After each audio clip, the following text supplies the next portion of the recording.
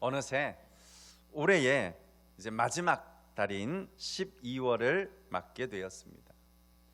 혹시 처음 올 한 해를 시작할 때 여러분이 가지셨던 기도의 제목들을 기억하십니까? 혹시 여러분들이 하나님 앞에 구했던 그런 모든 소원들이 아직도 기억하십니까? 만약에 우리가 새해의 첫날로 다시 되돌아갈 수만 있다면 여러분 지금보다 훨씬 더 잘 해낼 자신이 있으십니까? 혹은 하나님께서 만약에 13월, 14월까지 시간을 올해 더 연장시켜 주신다면 정말 남아있는 그 기간 동안에는 후회 없도록 그렇게 의미 있게 살아갈 자신이 있으십니까? 오늘 우리가 함께 나누고자 하는 이 본문의 주인공인 남유다의 13대 왕이었던 히스기야가 바로 그런 기막힌 기회를 잡았던 사람입니다. 근데 그에 대해서 우리가 한마디로 평하기가 참 어려운 것은요, 이렇게 하나님이 원래 그에게 주셨던 수명의 한계를 뛰어넘어서 무려 15년의 인생을 더 사는 기적을 체험했지만, 그러나 오히려 그것이 그에게는 인생의 마이너스가 되어 하나님의 책망을 받은 그런 왕이 되기도 했기 때문입니다. 그런 의미에서요, 이제 오늘 이 말씀을 통해서 정말 우리가 하나님께 복을 받을 때, 하나님의 은혜를 받을 때 우리가 조심해야 할 것은 과연 무엇인지 함께 오늘 말씀을 통해 나누면서 우리의 남은 인생이 언제가 되었든지 간에 정말 하나님 앞에 가치 있게 살아갈 수 있기를 다시 한번 결단하는 시간이 되시기를 주님의 이름으로 축원합니다. 먼저요, 오늘 우리가 히스기야에 대해서 이해하기 위해서는 그와 관련된 몇 가지 사건을 살펴보는 것이 중요합니다.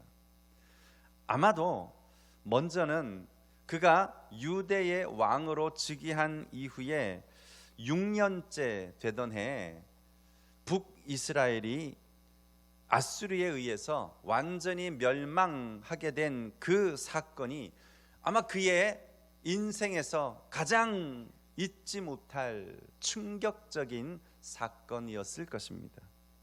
아무리 관계가 안 좋았어도 한 민족이요 형제였던 북이스라엘이 정말 하나님의 심판의 예언대로 멸망하게 된 거예요. 그 사건을 보면서 히스기야뿐만이 아니라 남유다의 모든 백성들까지도 엄청나게 놀라고 당황했을 것입니다. 그리고 그 사건이 히스기야로 하여금 오늘 결단하며 우상을 다 버리고 하나님께로 돌아오는 종교개혁을 강력하게 시행하게 만들었던 원동력이 되었다는데 대부분의 신학자들이 의견을 같이 하고 있습니다. 히스기야가 겪었던 또 다른 중요한 사건이 있다면 오늘 본문의 앞에 나오는 사건인데요, 이 열왕기하 18장에 기록된 아수르와의 그런 전쟁이라고 할 수 있습니다.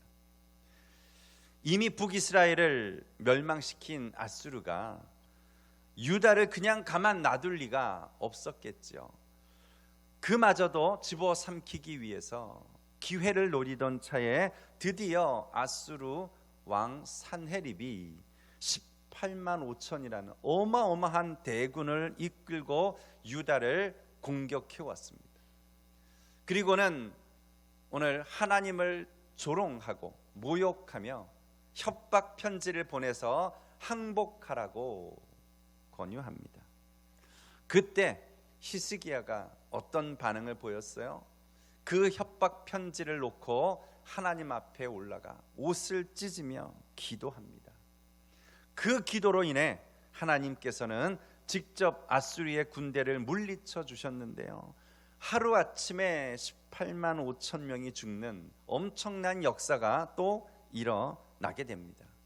이러한 몇몇 대단히 큰 사건들을 체험하면서 이 사건 바로 직후에 오늘 우리가 읽은 열왕기하 20장의 내용이 시작되는 것입니다.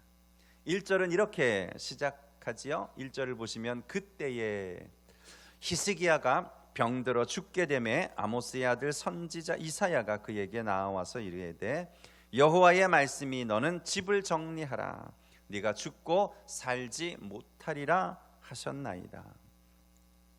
정말이요, 히스기야는 인생에서 여러 차례 위기를 만났었지만 그때마다 기도를 통해서 위기를 극복해 왔습니다. 그런데 오늘 히스기야에게 있어서 그 인생의 가장 큰 위기를 직면하게 된 거지요. 그가 죽을 병에 걸린 것입니다. 그것도 의사의 진단이 아니고요, 하나님께서 직접 보내신 선지자 이사야를 통해서 오늘 네가 죽고 살지 못하리라는 이 말씀을 받았으니 그건 그에게 사형 선고나 다를 바 없었습니다. 오늘 그 위기 속에서 히스기야가 과연 어떻게 이 위기를 극복하고 있나요? 오늘 우리도 인생에서 만나게 되는 수많은 위기를 과연 어떻게 극복해야 할 것인가요? 먼저는 믿음의 흔적을 남겨야 한다는 것입니다. 히스기야가 수많은 위기를 이겨내고 오늘 무엇보다도 죽음의 고비를 넘길 수 있었던 가장 큰 원인은 바로 믿음의 흔적을 남겨왔기 때문입니다. 우리 같이 한번 따라해 보실까요? 믿음의 흔적을 남기자. 우리가 아직 남아있는 이 한 달 동안 정말 하나님이 기억하실 만한, 하나님이 꼼짝없이 들어주실 만한 그런 믿음의 흔적들, 믿음의 수고들을 남길 수 있기를 축원합니다. 오늘 본문 그때는 그때에라는 단어로 시작했죠. 여기 말하는 그때가 언제입니까? 아수리의 공격으로부터 구원을 받아 놀라운 하나님의 은혜를 경험한 직후입니다. 그의 나이 39세입니다. 한창 일할 때입니다. 모든 것이 잘 될 때입니다. 이제 정말 전성기를 맞이할 때입니다. 그런데 바로 그때 하나님께서 네가 죽고 살지 못하리라 말씀하신 거예요. 히스기야로서는 얼마나 아쉬웠겠어요.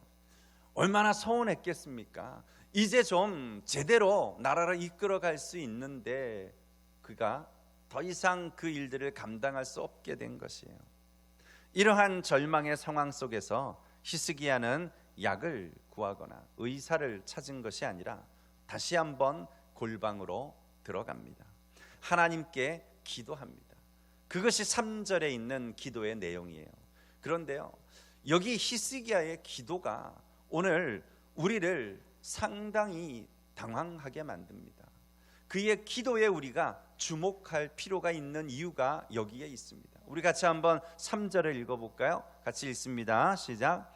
여호와여 구하오니 내가 진실과 전심으로 주 앞에 행하며 주께서 보시기에 선하게 행한 것을 기억하옵소서 하고 히스기야가 심히 통곡하더라.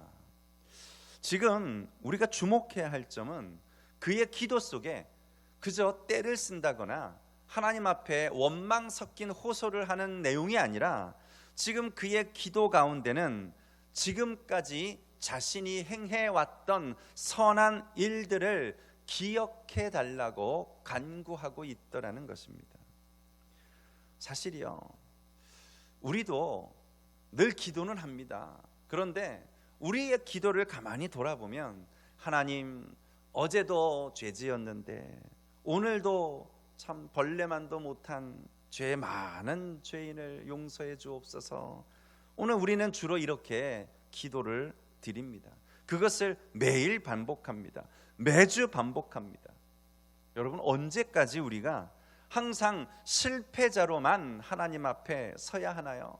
언제까지 우리는 매일 하나님이 이 죄를 회개하고 용서해 달라고만 구해야만 하는 건가요?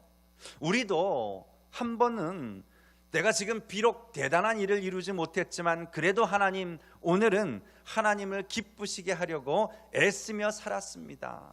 하나님, 제가 수고하고 애쓰고 섬겼던 그 일을 하나님이 좀 기억해 주옵소서. 우리도 이러한 기도가 필요하지 않겠습니까?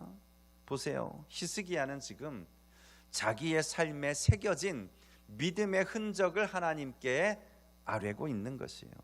그 믿음의 헌신을 기억해 달라고 간구하고 있는 것입니다.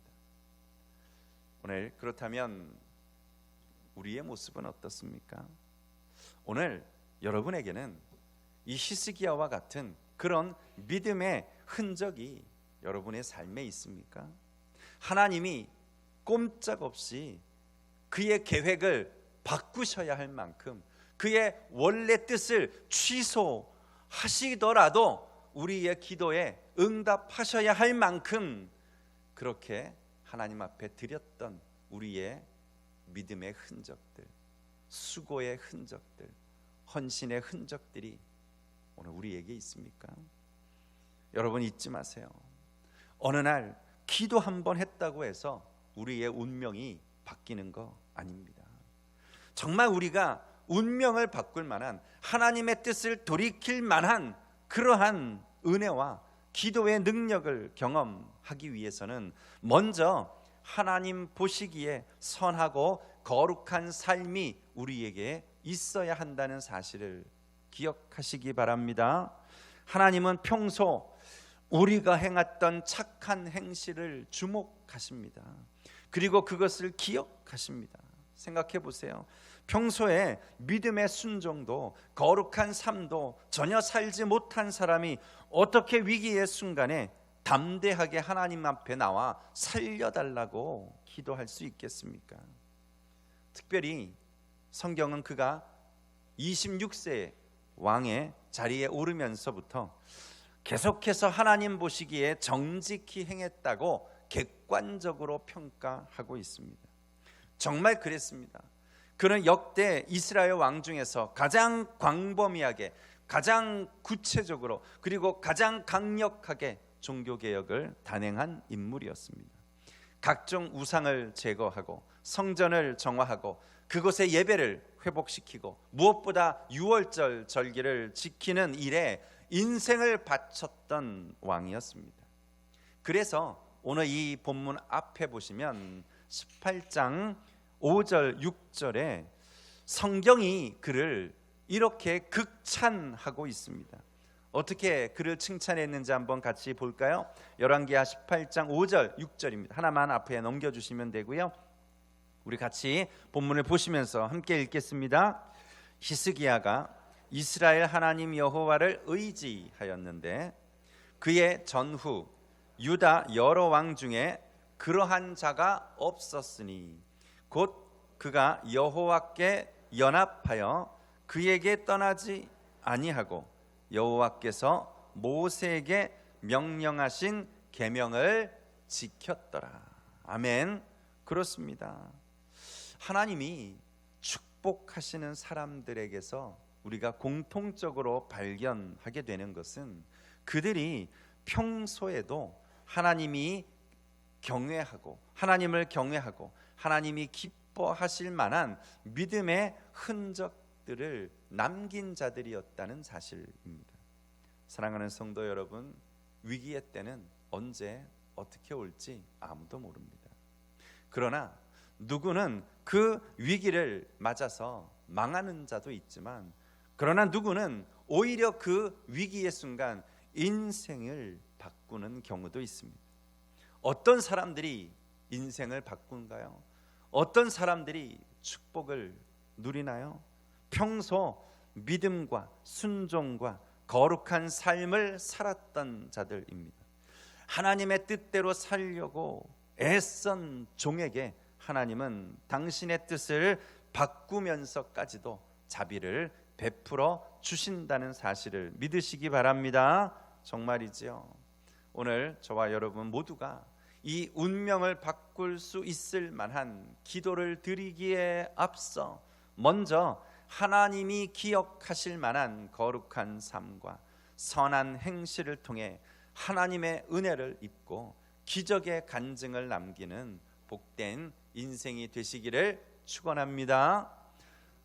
그렇다면 두 번째는요, 이렇게 우리가 운명을 바꿀 만한 하나님의 은혜를 받고 정말 감당하기 힘든 하나님의 축복을 얻었다면 그 다음 우리가 해야 할 일은 무엇인가 하는 것입니다. 그 다음 할 일은 하나님의 공로를 자랑해야 합니다. 우리 다시 한번 따라해 보실까요? 하나님의 공로를 자랑하자. 이같이 히스기야의 기도에 하나님이 마음을 바꾸셨어요. 그래서 이 이사야 선지자가 당신은 죽고 다시 살지 못합니다 하는 말을 전하고 돌아서는 그 도중에 하나님이 이사야를 다시 보내십니다. 그래서 그에게 약속을 주셔요. 그냥 치료해 주시겠다는 정도가 아니고요, 그의 생명을 15년이나 더 연장시켜 주시겠다고 말씀하십니다. 6절이에요. 내가 네 날에 15년을 더할 것이며 내가 너와 이 성을 아수르 왕의 손에서 구원하고 내가 나를 위하고 또 내 종 다윗을 위함으로 이 성을 보호하리라 하셨더라. 오늘 거기 말씀을 그냥 열어놓으시고요, 여러분 한번 보세요. 하나님은 단순히 지금 히스기야가 불쌍해서 그를 살려주신 것이 아닙니다. 그의 기도가 너무 간절해서 그를 오늘 하나님이 고쳐주신 것이 아닙니다. 오늘 그의 생명을 연장시켜 주신 것은 거기에 분명한 목적이 있기 때문이에요. 그것이 뭐라고 말씀해요? 아수르 왕의 손에서 구원하시기 위해서 히스기야를 살려주시겠다는 거예요. 내 종 다윗을 위해서 이 성을 보호해 주시겠다고 약속하신 것입니다. 그렇습니다. 여러분, 그냥 오래 사는 것이 의미 있는 게 아닙니다. 분명히 거룩한 목적이 거기 있어야 합니다. 그래야 하나님이 그 사명 때문에라도 우리를 살려주신다는 것입니다. 암 선고받고 간절히 기도해서 기적처럼 나았는데 하나님이 낫게 하시고 그를 살려주시고 그의 생명을 연장시켜 주신 의미와 목적을 깨닫지 못하고 살면 살아난 의미가 과연 어디에 있느냐 하는 거예요. 오늘 여러분이 날마다 오래 살기를 기도하고 건강하기를 기도하지만 정말 내가 오래 살고 건강하게 해주셨을 때 그 오래 살고 건강하게 살아서 우리가 감당해야 될 사명이 무엇인지를 모르고 산다면 오래 사는 것이 무슨 의미가 있고 건강한 것이 무슨 축복이 되겠느냐 하는 것입니다. 안타깝게도 오늘 히스기야가 그랬습니다.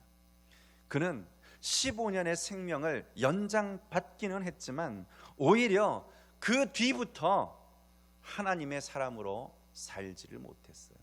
15년 이전까지의 그의 인생은 정말 성경에서 말한 대로 그에게 극찬을 아끼지 않았지만 오히려 15년을 더 산 다음에 그 이후에 그의 삶은 하나님 앞에 칭찬받을 것이 없었던 인생이었습니다. 오늘 우리가 읽진 않았지만요, 이 다음에 하나 더 그에게 있어서 의미 있는 사건이 있는데요, 12절부터 나오는 또 다른 에피소드가 나오는데 여기에 그때에라고 하는 같은 단어로 시작하고 있는데 분위기는 완전히 달라요. 1절부터 오늘 우리가 읽었을 때에 그때는 위기의 순간에 하나님에게 기도하며 오히려 복을 받았던 그때지만 12절부터 나오는 또 다른 그때에는 오히려 복을 받은 이후에 그가 실패함으로 오늘 하나님의 저주를 받는 장면으로 바뀌게 됩니다. 한번 볼까요? 12절입니다. 그때에 발라단의 아들 바벨론의 왕 브로닥 발라단이 히스기야가 병들었다 함을 듣고 편지와 예물을 그에게 보낸지라. 여기 그때는 또 언제인가요? 기적적으로 다시 살아난 히스기야가 하나님의 축복으로 나라를 크게 번창시키던 그때입니다. 그렇게 자신감이 오늘 그의 삶에 막 간증으로 넘쳐 있는 바로 그때, 하나님의 주신 복으로 충만해 있던 그때, 오히려 뜻하지 않은 실수를 범하게 됩니다. 그에 대한 소문을 듣고서 당시 저 서방의 신흥 강국으로 막 떠오르고 있던 바벨론의 왕이 예물을 챙겨서 사신을 보냈어요. 왜 보냈을까요? 오늘 하나님에 대해서 알고 싶었을 거예요. 저 죽을 병에 걸렸던 왕을 고쳐주신 하나님은 도대체 어떤 분일까? 심지어 오늘 해그림자를 뒤로 돌릴 수 있을 만한 능력을 가진 과연 그 하나님을 믿는 유다 백성들은 어떤 사람들일까? 오늘 그 능력을 경험한 히스기야는 과연 어떤 왕일까? 그것을 살펴보기 위해서 사신들을 보냈는데요. 바로 그때 히스기야는 그만 우쭐해져 가지고 바벨론 왕이 보낸 사신들에게 왕궁에 쌓여 있는 모든 보물들, 창고에 쌓여 있는 모든 무기들을 다 열어서 자랑스럽게 보여주었던 것입니다.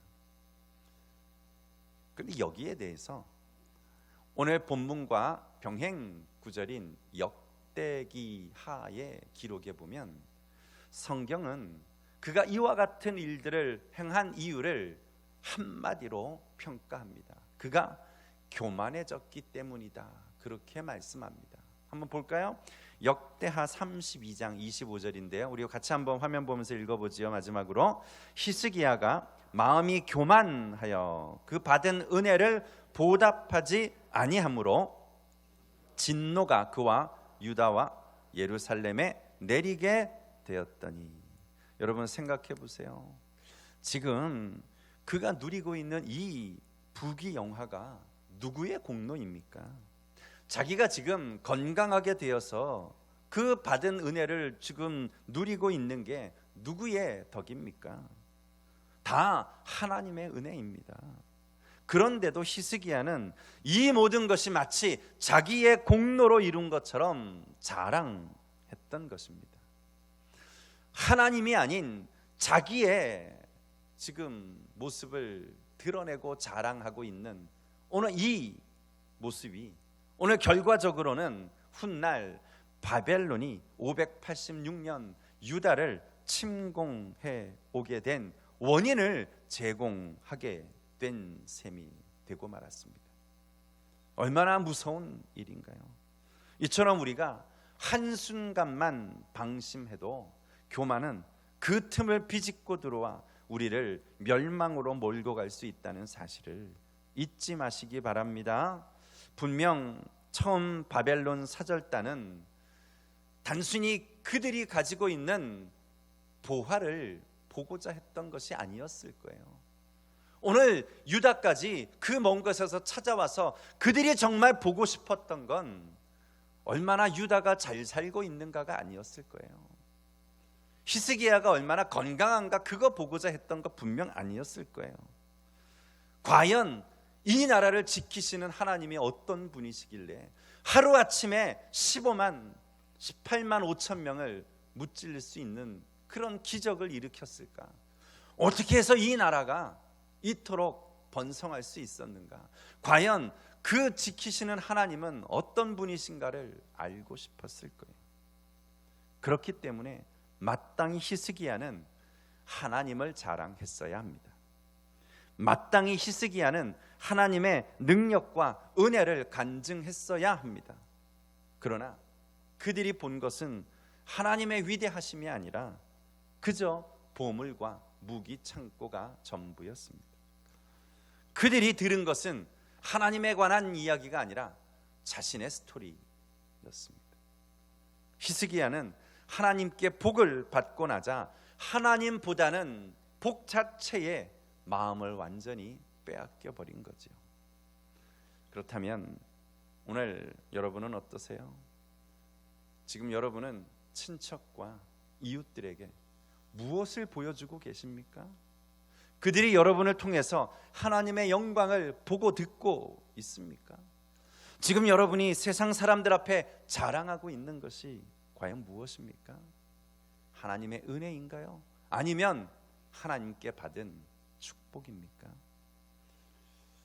제가 이민교회, 미국에서 목회를 할 때 이 이민사회는 이제 성공하신 교인분들이 대부분 집을 굉장히 넓게, 터가 넓으니까 집이 굉장히 넓어요. 그래서 그런지 어떤 행사를 하거나 모임을 할 때 온 교인을 집으로 초대할 때가 많이 있습니다. 전에 함께 사역했던 장로님 한 분이 유난히 집이 좋은 그런 소유한 장로님이 계셨어요. 정말 집이 예사롭지 않았어요. 가면요 으리으리해요. 방도 그렇지만 탁 문 열고 들어가면 그 집이 얼마나 크고 화려한지, 이만한 대형 화면에 한쪽 방에는 이 방음 장치를 해서 영화관을 안에다가 아예 넣어버렸어요. 정말 영화관이 그 안에 있어요. 팝콘 기계도 있고요, 음료수 자판기까지 갖춘 영화관이 그 안에 있는 거예요. 한쪽에는 으리으리한 장식장들이 있습니다. 거기에 문외 아닌 제가 딱 봐도 값비싸 보이는 그릇 세트들, 이쪽 또 한쪽에는 온갖 와인병들 가득가득 차 있어요. 밖에 탁 나가면요 수영장이 있는데, 수영장은 있을 수 있어요. 흔해요. 많이 비싸지 않아요. 근데 이 수영장이 인공 폭포도 있고요, 점프대도 있고, 거기 아이들을 위해서 워터 슬라이드까지 갖춘 정말 엄청나게 좋은 집이에요. 교인들은 그 집에 가는 걸 좋아합니다. 그날도 함께 어떤 한 해를 마무리하면서 함께 식사의 자리를 초대받아 많은 교인들이 함께 가서 집 구경을 하고 이렇게 저렇게 음식을 나누고 있는데, 어떤 한 권사님이 그런 이야기를 지나가면서 해요.